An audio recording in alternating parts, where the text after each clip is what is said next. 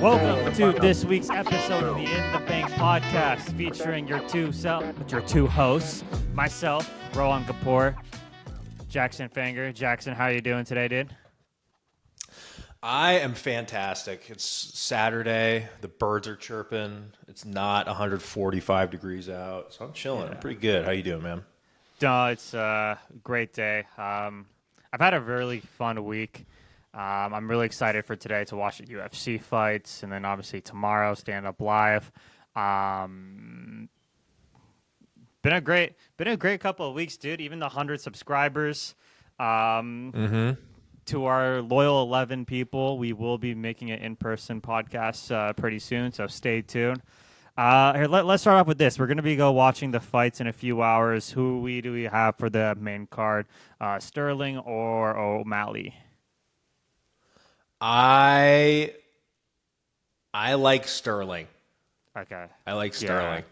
Yeah. I have him by submission by round 2. Okay.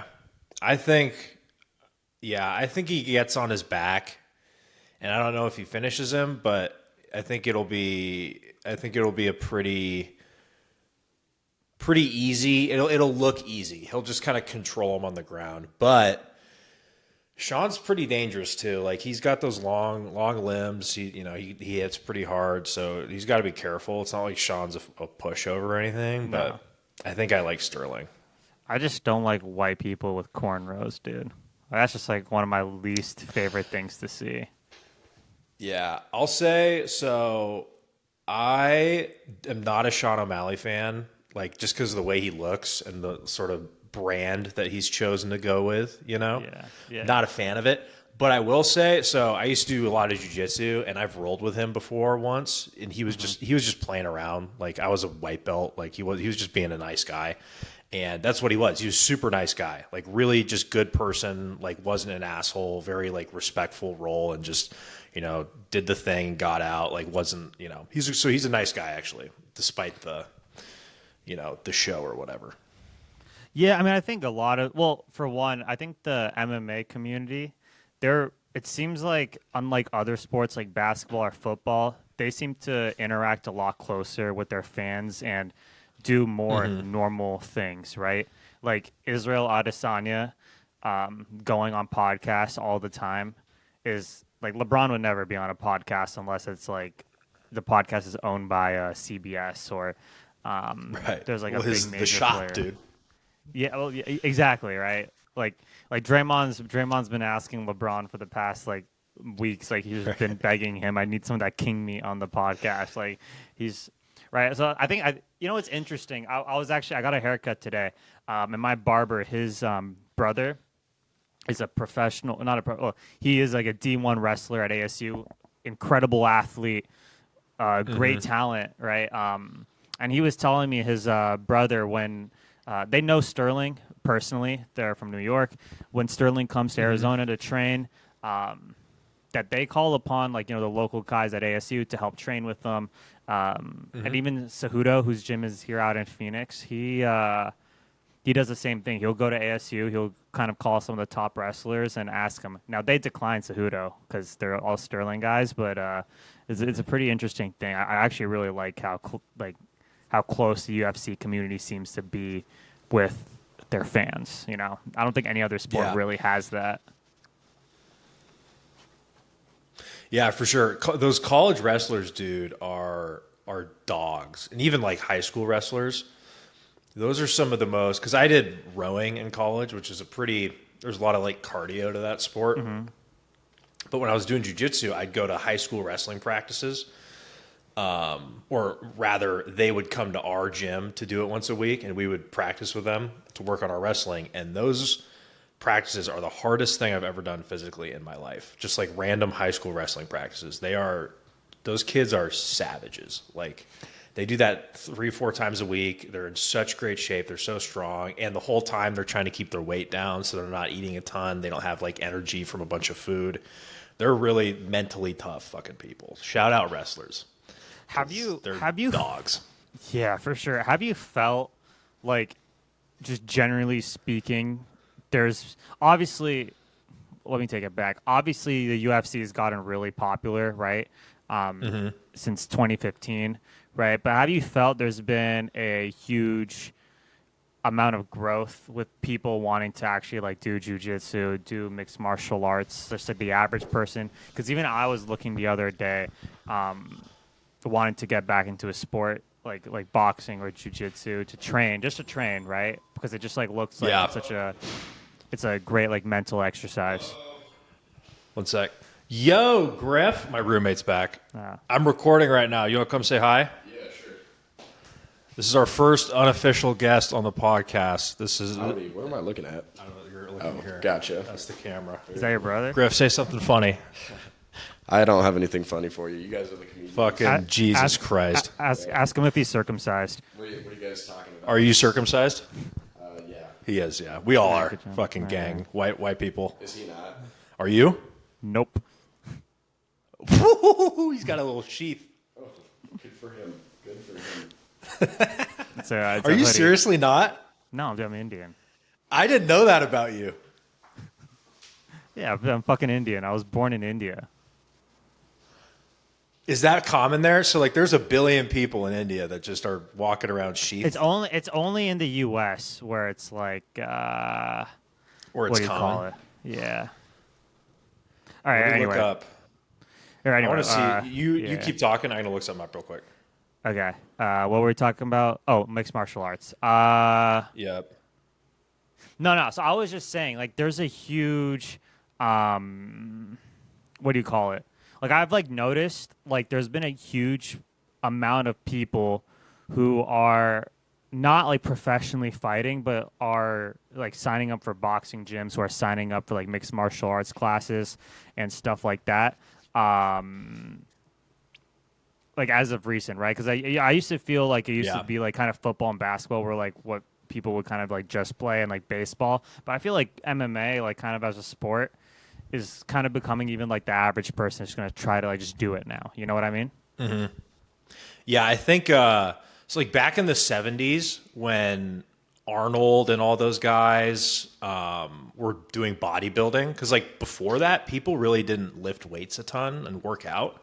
Yeah. And so they started doing it, and everyone was like, wow, these guys are really cool. I want to be like them. And so they started lifting and all that stuff. And I think that's kind of what's happening with martial arts now. But not just the martial artists, but like dudes like Joe Rogan do jujitsu and all that stuff. Everyone looks up to Joe Rogan. Like Jocko Willink does jujitsu, talks about it all the time. So I think there's a lot of people who are seen as admirable doing that stuff. And so I think I think it's sort of a similar deal. Like there's all these really cool people doing it, and everyone wants to be like them, so they're going and trying it out. I mean, that's why I did jujitsu, is because like all those, it looked really cool. I liked everyone who was doing it. They all kept telling me to do it. So Yeah, I mean, I was looking at a boxing gym, right? Because I just wanted to do cardio that wasn't a treadmill or basketball. I wanted to try something new, right? So, yeah, I mean, like I said, I think all like the personalities that come with MMA are just so great, right? Like everyone seems so relatable. Like you said, you met Sean O'Malley, so and he was a nice guy, even though he's kind of going in that full send, like kind of party direction. Like it's obviously like not, you know, your cup of tea. I want to call you out on something though, right? I remember we had this conversation months ago, and I said I was a Dillon Danis fan, right? And you said you didn't like the guy.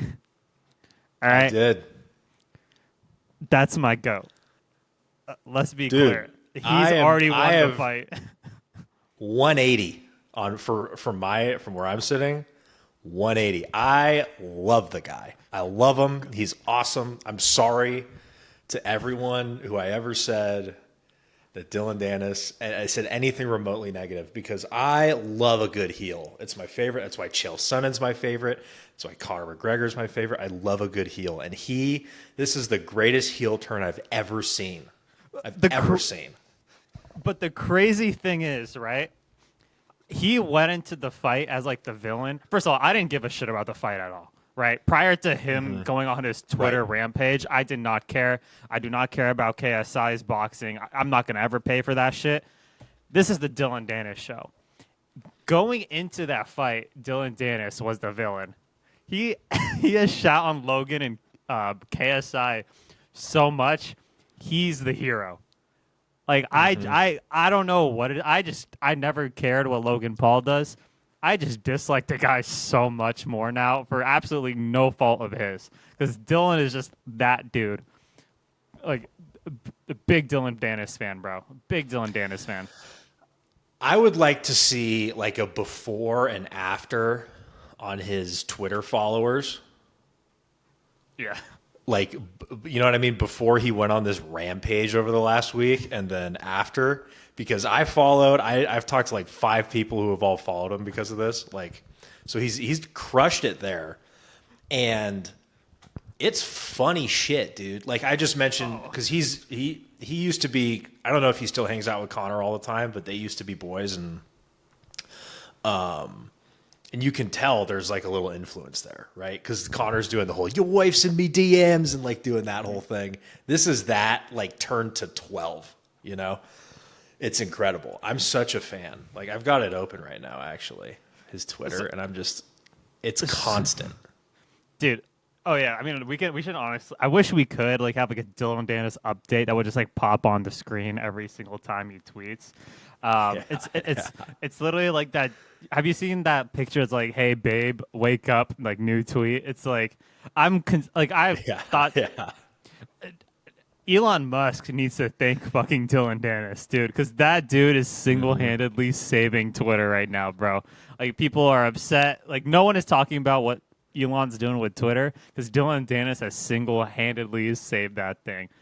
Now with the Connor influence, like Dillon Danis sometimes talks with like an Irish accent. He's from New York, which I don't know why he does it, right? Like on the Full Send podcast. But did you hear Dillon's explanation on Nelk's podcast to why he's doing all this shit right now? No, what'd he say? Dude, he said, like, the only reason I'm trying to find I found all these pictures of her was because he wanted to congratulate Logan for being LGBTQ and dating a trans person. Dude, this dude's a sicko, bro. I love him, dude. I'm looking through it right now. She apparently said something like, "Oh, all these replies are going to get monetized on her tweet or whatever." And he's like, "You can spend all the money on therapy." Like he's just everything on here is a dunk. It is a slam tomahawk through the legs, nuts in the face poster. It's just nuts. And apparently Logan Paul has shut down his comments.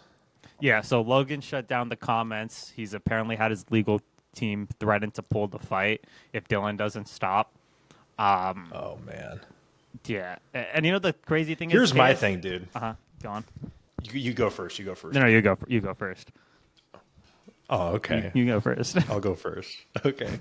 Yeah. So I think everyone's like, "Oh, he's such a bad guy." Like he's dunking on him, which I was just saying, right? But what if he's just trying to be a friend? You know, like a public service. Like, hey, your wife has been through the entire city of LA. I just thought you should know. I don't think Dillon's doing anything wrong. Like, right. He's not putting any he's captions on He's not putting any captions on the photos. He's just going on Google, finding public pictures and posting them on Twitter. Like we do that with our clips. We go on Google, find public pictures, and that's a strong, independent 2023 woman right there, right? Who, you know, controlled her body, and dude, fuck, bro. That's like dude, I'm gonna be a stag. That's like 200 bodies, bro. Dillon must have posted at least 60, right? Like celebrities, not like like he posted. I saw a guy on Twitter. He was like, dude, she's got at least 20 bodies, and I was like, no shit. It's more like 20,000. It's nuts. And they just keep coming. He's been doing it all week. I don't even think like this is the first time listen, I've watched boxing for most of my life. I started watching UFC off and on in 2015. This is the first time where even if Dillon Danis gets knocked out cold, Logan still lost. Like Logan has just lost. He just lost. The fight's over. The fight's been over.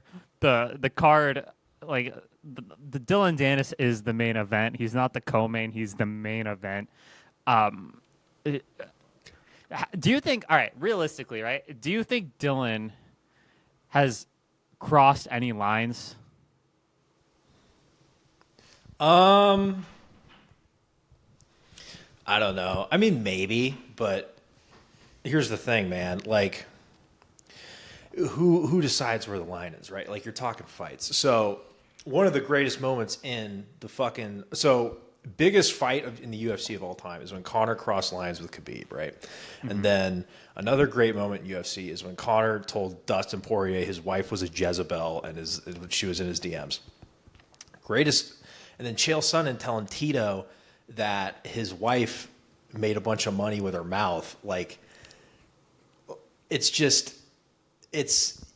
we need this. It's good. It's a good thing. Maybe it's crossed like the line, but it's a net good. 100%. Okay, that's fair. And listen, I'm all for it. Right? I'm gonna play devil's advocate for the person who might be opposed to it. Okay, so let's make that clear. Okay. I am not opposed to what Dillon Danis is doing. I hope he goes even further because I think it's so funny. Right? And I think Logan Paul is a really scummy person. So I don't care. He scammed millions and all that stuff. Right. Right now, so the reason he's posting these pictures is Logan just proposed to her. Yep. All right. He just proposed to her. And like those are just one-liners, right? This is nonstop. This is like Steph Curry, Madison Square Garden, 60-point night. This is Kobe Bryant's 81. Like, the shit just keeps coming, bro. It keeps I woke up today at 9 a.m. and I saw 2 new Dillon Danis photos. I'm going through, and I've been scrolling for a long time, and it's constant. There's one with her where she's sitting there with 2 guys. He answered your question right here. He said, everything's public, my G. Not my fault your girl got ran through. You got a problem, handle it.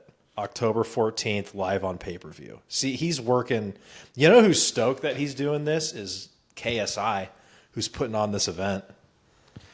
Yeah, well, the thing is, okay, prior to Dillon Danis coming into this fight, right, and prior to Dillon Danis being the greatest marketer of all time, the only people who are actually going to buy this fight were going to be little kids who are from the UK, who are all like KSI fans.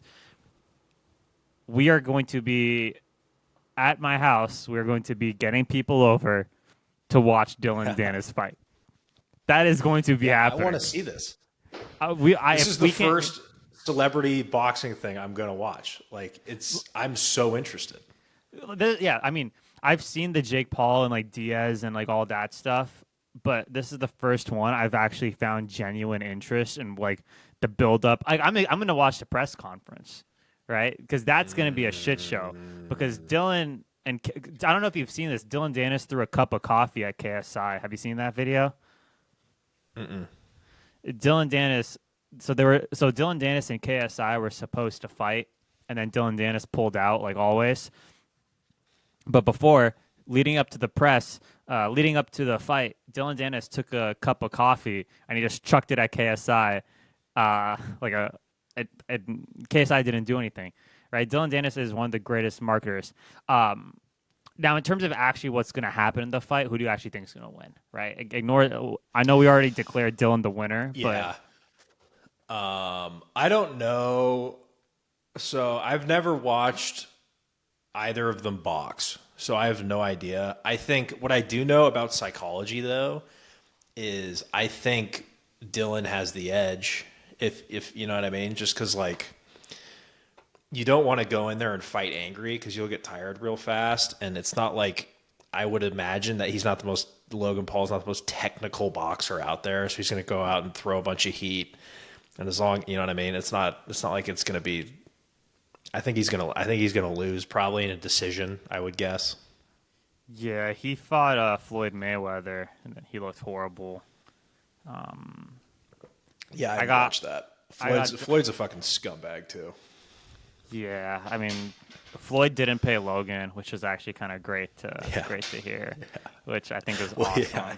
If you're in a business deal with Logan Paul and you're the one who's like acting like the scumbag, like you got to look in the mirror.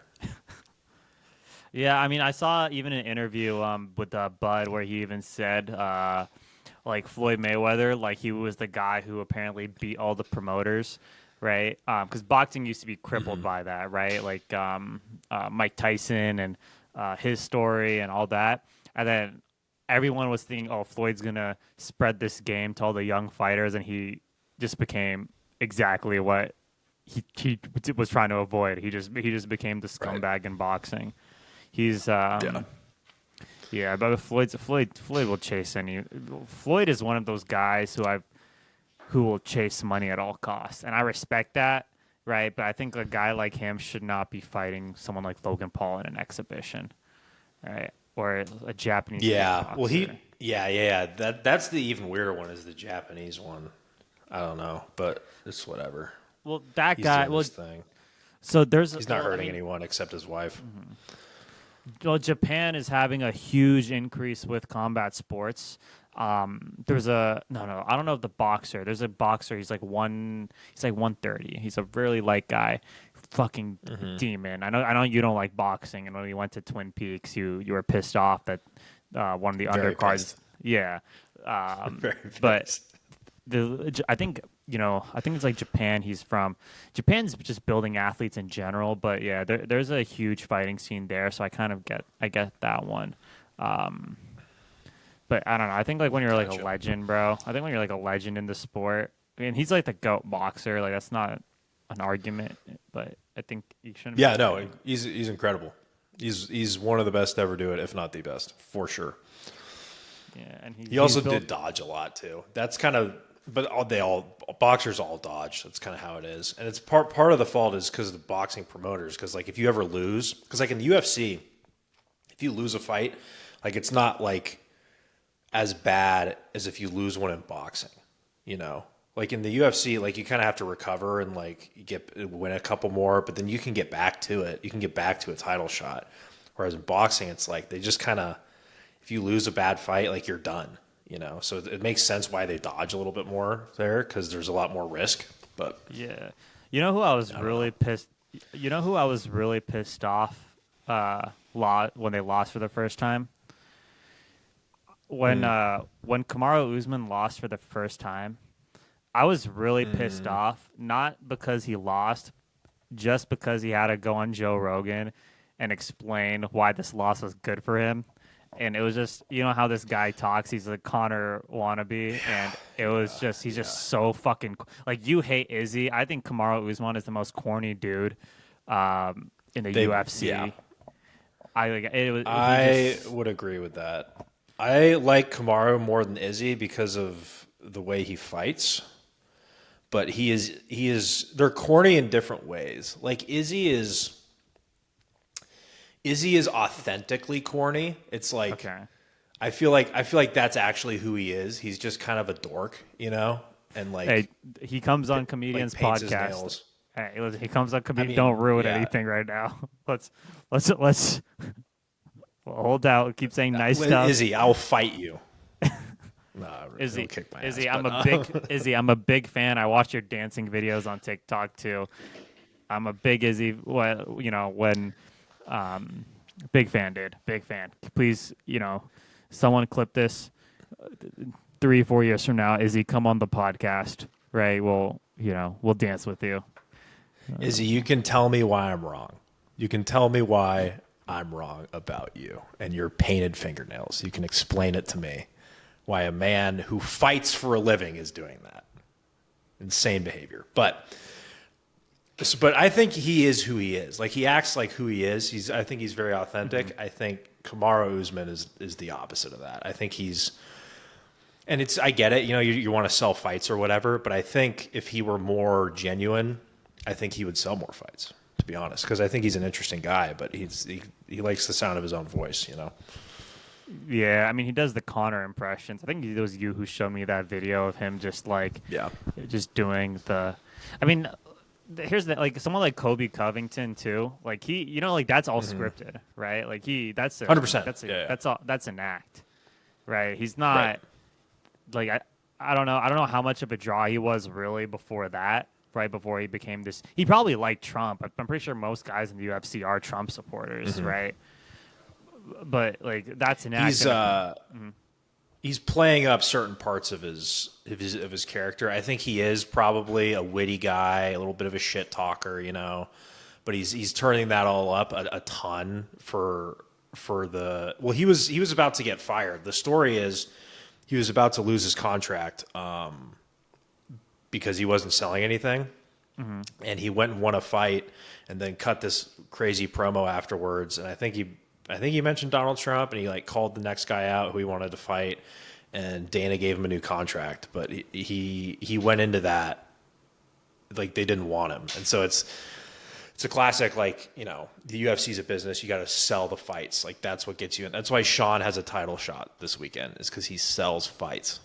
Yeah, and he can fight really well, but it's because you sell fights. Do you think with the UFC and like this big rise and like all this influencer boxing and stuff, like we're gonna see another league maybe come out of it that will actually compete with the UFC? Because Francis Ngannou left, and I think he signed with the PFL. That's what I think. It's PFL, called. yeah. Right. So he's fighting, and he's also fighting Tyson Fury, right? And at the end of the day. Correct. Money is the main motivator, right? Unless you're a guy from Dagestan, right? But if you're not one of those Dagestani guys, money's probably the main motivator for you. So, I mean, what do you think happens with that? So the thing, and a lot of this I'm talking right now, this is about 75% Chael Sonnen talking, and me being his disciple.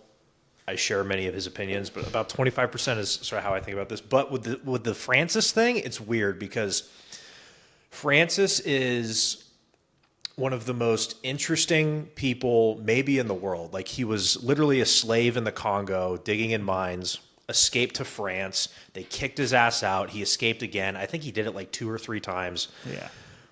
And then learned how to fight. He's an incredibly, it's by all accounts, he's an incredibly kind person. Like everybody loves him. But for some reason, he doesn't sell fights, and that's where the hang up was with the UFC, is he wanted to be paid like an Izzy, like a Connor, like someone like that. And the UFC was looking at his pay-per-view record, and they were like, listen, these are the numbers you do. We can't justify paying you that much. And he didn't like that, and so they got in this big negotiation war, and it ended up with him leaving. But like, for example, when he fought Surreal Gone, that could have been the biggest heavyweight fight in MMA history. Like the storylines were all there. They both were from France. They were teammates. There was arguments about who was better and in the practice room, and neither of those guys played into that at all. None of them did any press. And so it was a huge missed opportunity, and I think that pissed the UFC off a lot. And so with him going to the PFL, I don't know if it's going to be a worthwhile investment for the PFL. I think he probably got a contract that he likes from them, but over the long term, I think they might lose a lot of money having to pay Francis what he thinks he's worth. I mean, who the hell is he even going to fight, right? Because if he was in the UFC, John Jones was ready. He wanted that fight too. Right. And that. Let's talk about the biggest fight in heavyweight history. That would have probably been the biggest fight because, I mean, everyone thinks John Jones is the GOAT, right? And he's just such a. I mean, I think he is the GOAT, right? But and obviously Francis, he has Thor's hammer in his right hand, right? So that would have been an incredible storyline, and maybe that was the one fight he should have just been like, give me a one fight deal, or let's extend this contract for one more fight and then let's renegotiate or something like that. But I actually agree with you there. I don't think in that league per se, he's gonna really be doing any damage. I don't think people are gonna go with him there. Yeah. Like he's not Connor. Yeah. I think Dillon And Danis. I think Dillon Danis Go when he ahead. returns to my bad. When Dillon Danis returns to Bellator, I think people are gonna kind of go flock with him there, right? Because he's fought 2 times in Bellator right now against complete nobodies, right? But he said after this boxing fight, he has 2 more fights in the Bellator. I'm gonna go watch that, right? Just because like that dude is just he's a charmer. He's a he obviously learned well from McGregor and how to market a fight, and he might be in all of sports the like you said the greatest heel in all of sports. He's probably the best heel right now, but he's slowly becoming the hero. Yeah, I think what you just said a second ago was really smart too. It's like, a lot of it is like whether you're Francis in the PFL or even Dillon Danis in Bellator, like a lot of it is who you're fighting on the other side. Like it takes 2 to tango and make it interesting. Yeah. So Francis is just obliterating, a bunch of scrubs in the PFL heavyweight division. Like no one's going to pay a pay-per-view to watch that. Because like when Tyson was crushing people in the first 2 rounds, like DirecTV had a deal where they would refund half of your pay-per-view if Tyson knocked him out in the first round, or it was something like that, because they couldn't get people to invest in it because it would be so short or so dominant. It wasn't compelling, the storyline. And so that's a big deal. So yeah, I don't know. I think what's making this Dillon Danis thing so good is the fact it's with Logan Paul, and he's dunking on Logan Paul, and nobody likes the Paul brothers.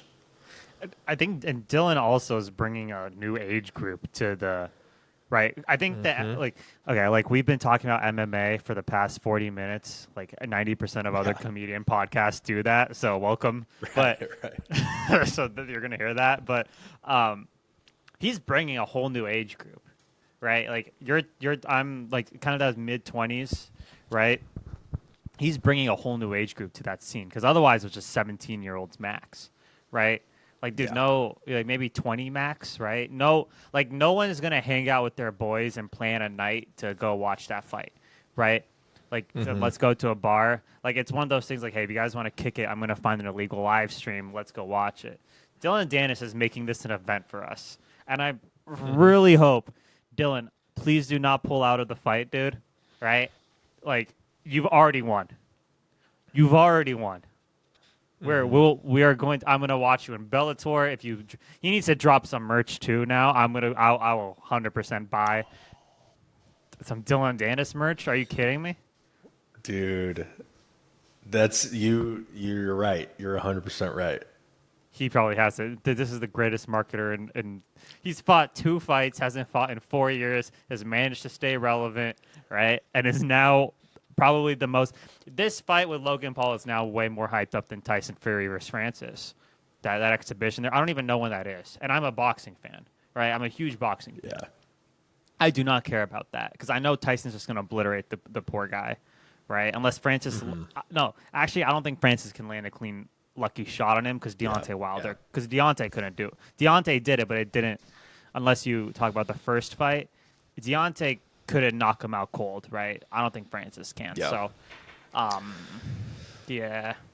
Wow, we're really like a comedy or podcast. They just talk about MMA. Yeah, this is we're popping the MMA cherry right now for sure. This is the So I mean.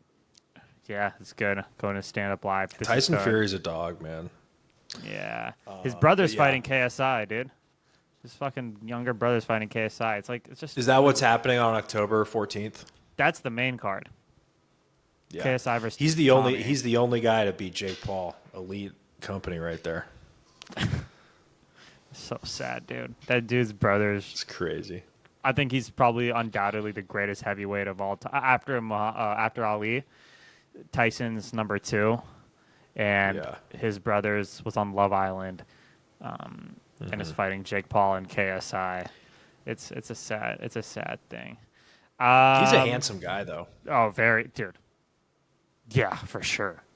Are you kidding me? It's not like he's a loser. He's a handsome guy. He makes probably good money off his Instagram. I think did he marry the chick from Love Island? I don't fucking know. I don't know. He's been a professional. He's been doing undercards, like for a bit, right? He just got Yeah. they're the fights he's been doing prior to the Jake Paul fight, were just a bunch of like scrubs, and it was just to fluff up his record. He's currently ranked in his weight class. I think he's like top 50 right now. After he beat Jake Paul, he went from unranked to top 50, which is one of the stupidest decisions I've ever seen. Well, yeah, boxing's fucking whack. But I'm looking at his Instagram right now. He's got 5 million followers, and he's married on a private jet with his baby. So he's doing just fine. Yeah, it's Molly, I think her name is. Molly something. Let me pull it up. Yep, Molly May is her name. Yeah. Yeah, they're doing just fine. Yeah, he's going to be a KSI. I think he'll beat KSI. Is he a lot bigger? I feel like KSI is kind of a little guy. Yeah, KSI's corny, too. He's just like a cornball. Like, I don't know. I don't know much about him. I just know he's a YouTuber.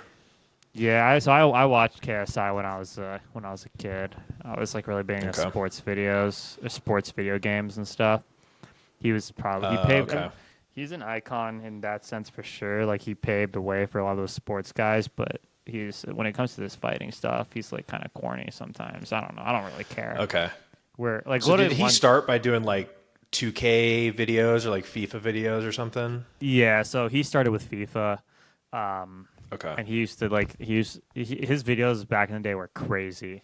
Like he used to he had this thing called like slave FIFA or something, where him and his brother when they'd score a goal on each other, they'd like whip each other, right? It was nuts shit. It was so funny, but you can't do that shit now. But yeah, it's I don't know. I think the internet is not so. It's funny. I was talking to somebody else about this. I think pre-2014, 2015, the internet was also kind of a place where you kind of used to be able to do whatever you want, right? Like in the sense, like there was, with skits you can do that, and with YouTube videos. Now, because the big problem with the internet is like you got a bunch of like little pansies and TikTokers and like rich LA kids on it now.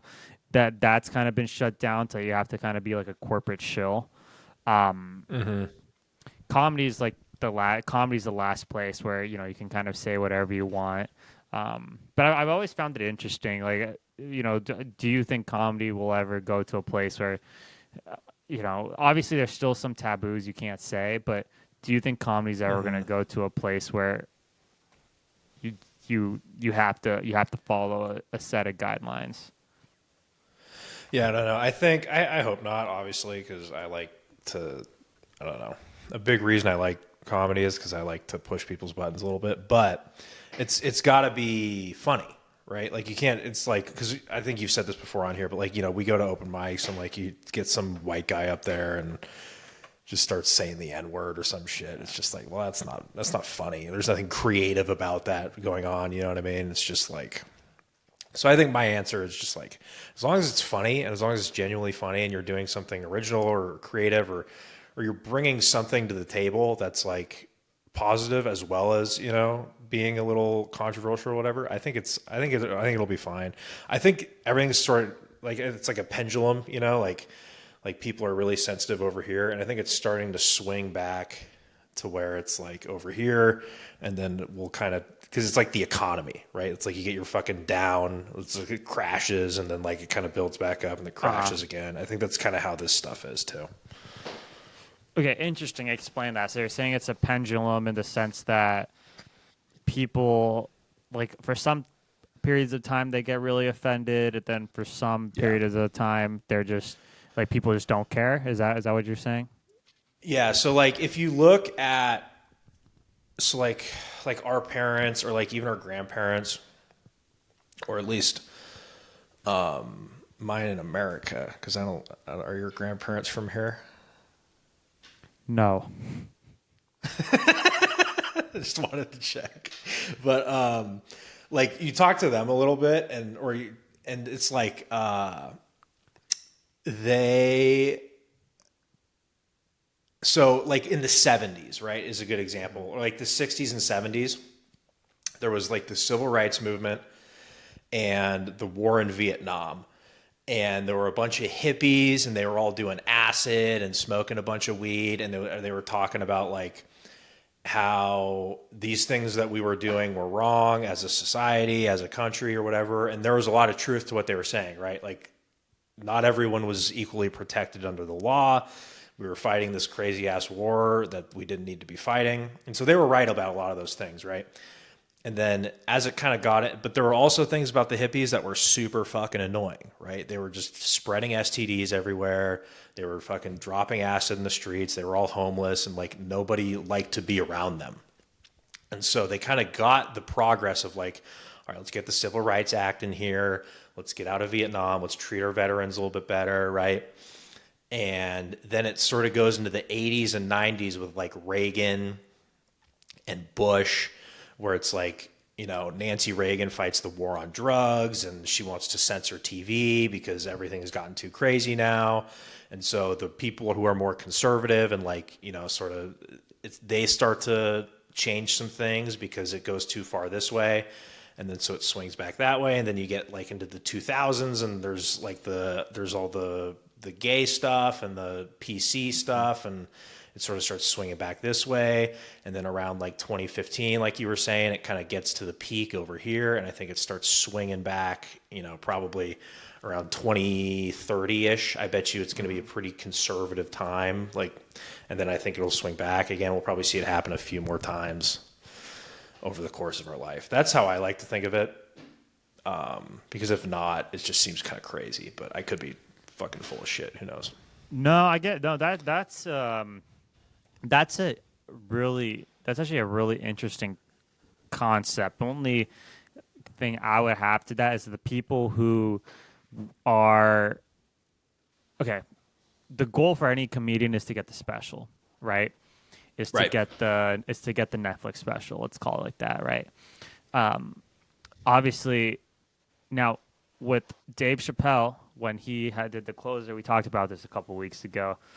Netflix came to his support. Correct? Mm-hmm. Netflix came to his support. Yep. They did not remove the special. My question is, you know, because Chappelle is just so massively popular, do we ever see a point in history where, hell, maybe they're like, yeah, you're right, Chappelle, you can't do this type of stuff, right? They obviously knew what the closer was going to be prior to them uploading it, right? Obviously, Chappelle sent him all the jokes and what he was going to talk about. Yep. Because Andrew Schultz, here, actually, look at this. Andrew Schultz, okay. For those of you who don't know, Andrew Schultz was supposed to do a special with Amazon. And Amazon pulled the special because he made the Michael Jackson joke, right? So do we ever... So that's a little bit scary in the sense that, all right, are we really starting to maybe see, like, you know, that push in comedy where, like, everything is going to become really controlled, where it's like the SNL type of clean-cut humor, right? And or because Schultz keeps up his name through his podcast, right? He keeps up through his brand, him being in comedy for so long, right? But for those guys who don't do podcasting or who don't have a name around them like that, are they going to be kind of blackballed through the industry through time, and are they going to only be focusing on the clean-cut guys, right? Because Louis and Russell and those guys who we grew up watching, and Burr, they weren't clean cut, but they still beat the industry without having to do all the other bullshit that came with it. I think at the end of the day, as long as we live in a free market, I think money will talk. So if you do the Schultz example, that's the one he released independently on YouTube, right? He released it on his website first, and then on YouTube. Yes. So he does that, and from all the senses I got, I obviously haven't seen the numbers, but from the sense I got, that was incredibly successful. And so he made a bunch of fucking money off of that, doing it independently. And Amazon, I bet you, after all that, is kicking themselves. And or if they're not, they're just, Amazon's got a ton of fucking money. They're probably not like sweating it too much, but I think at the end of the day, there's going to be someone who will support the platform or whatever, or give a platform to people who want to do stuff like that. And if they don't, people will do it independently. And people who, if as long as there's a market for that, which I think there always will be, there's always going to be a market for funny. The money will find its way to the funniest shit, in my opinion.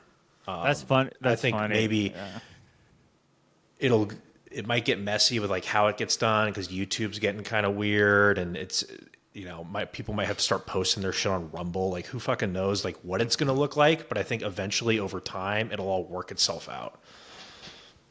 I think what was actually funny. So Netflix is a joke. That Instagram account, they posted Andrew Santino's joke about Jesus being gay. Dude, the whole entire comment section were just a bunch of Christians getting really, really mad at him, right? Yeah. So that's the so that's like the line I'm trying to like figure out, like, what is gonna happen, right? Like, will the outrage ever get too much to the point where they're gonna only like start only promoting like the Amy Schumers, the Pete Davidsons, the Ralph Barbosas? Who, Ralph and Pete are funny comics, right? Are they ever going to kind of stick in that sense, where pretty much if you're not in the pretty much the Rogan sphere kind of has its like own little thing, right? And it's like kind of everyone else. Like for that Rogan sphere group of comics, right? Like, are we going to see them getting blackballed, right? Well, because on the other hand, Shane Gillis, when he had that thing, that made him the biggest comedian in the world. So maybe it'll just be completely two different sides of comedy, right? Where right. Well, one. There's a ton of people out there, and they all individually get to decide what they want to spend their time watching, what they want to shoot $5 to, whatever it is. And so there's a ton of market especially for people watching free comedy on the internet, like, or on their streaming service. There's a ton of market for it. So as long as you've got the product for it, I think you can find a way to get it to people, especially with the internet. I think it's fine. Yeah. I think, and I think also a trap that I've gotten into with like stand up, and then also like when we're just making clips for this thing, right, is obviously you want it to be good and you want it to be, to resonate with everyone. But sometimes it's just not going to happen, right? Like we've talked shit about Lizzo on here, right? And there's people who love Lizzo. And if you ever talk, if I as a guy with 110 YouTube subscribers come and talk shit about Lizzo, who makes all this fucking money, there's going to be people who think I'm a fucking loser for doing it, and they might be right, but there's also going to be people who think I'm funny. And you just can't keep everyone happy. But as long as there's enough people who are happy to sort of, keep the lights on or whatever, I think that's the goal, right? Because like you mentioned Chappelle, like that special got so much hate, but it also got so much love, and I think that's a good place to be, honestly. Yeah. Interesting stuff. Yeah, that's actually good to hear your opinion on that. We talk about Chappelle quite a bit here. I don't know. We're almost at an hour. We finally became comedian podcasters by talking about the MMA. Yeah. I do want to say, I'll bring this full circle real quick. So in the beginning of the show, you were asked if you were circumcised, and you responded in the negative. And I was shocked. And so I looked up the stats here. Are you ready for this? Yeah, sure. In the United States, 80% of men circumcised. Worldwide, only a third. Yeah, it's not common. I did not know that. Yeah. That's shocking to me. Nah. No, I mean, it's not common. I wasn't born here. I was, so here's my story. I was born in India. I was born 3 months early. I was supposed to actually be born in Ireland. But I was born 3 months early, 2 to 3 months early. And then I was like, it was like actually a miracle I even survived at birth, is what my parents told me. And then I came to the United States when I was like 8 months old. I went right to Dallas and then went to gay ass California. Stayed there for like 17 years. Yeah, and then now we're residing in Arizona. You know, crazy.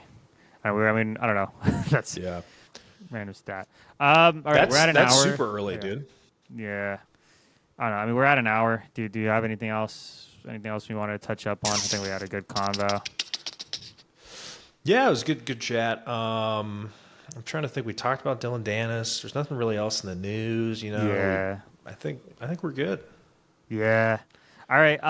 Well, thank you guys once again for watching. I think we had another good episode. I know last week was 2 hours, but you know, those are on special days. Make sure you guys, if you guys are new here too, make sure you guys like, subscribe, follow, this, that, the third.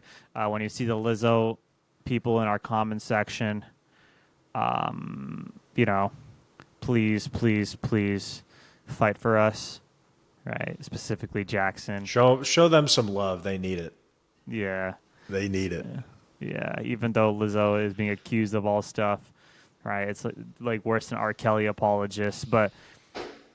All right. Anyways, thank you guys so much for watching.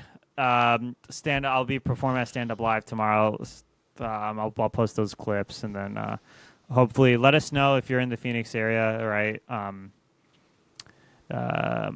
If we ever want to, if there's someone to interview, or you know, we want to, you know, be a diverse, be a podcast that can talk about a diverse amount of topics. Obviously, you could see we've talked politics to MMA to comedy, so we can talk about a lot of different shit. So if there's ever anybody want us to interview as we move to our in-person podcast, we'll do that. Jackson, anything else from you? Yeah, that's a good call. If you got a cool job, you know, that you want to talk about, or just whatever, like shoot us a DM or something, we'll have you on. We'll chat a little bit. Definitely come if you're in the Phoenix area and you see this in the next day. Come see Rohan on Sunday night, 7:00, Stand Up Live. Yeah, he's gonna crush it. I think you still got another show the next Sunday too. If you don't see this in time, I'm 50-50 on that one right now. We'll see if I want to do that one, but I probably will. So yeah, that one's gonna be at JP's Comedy Club. He is, you know, it's a 2-drink minimum. Right, the very aggressive 2-drink minimum is what I like to call it there. All right, so I'm deciding on that one still, but all right, thank you guys. We'll see you guys next time.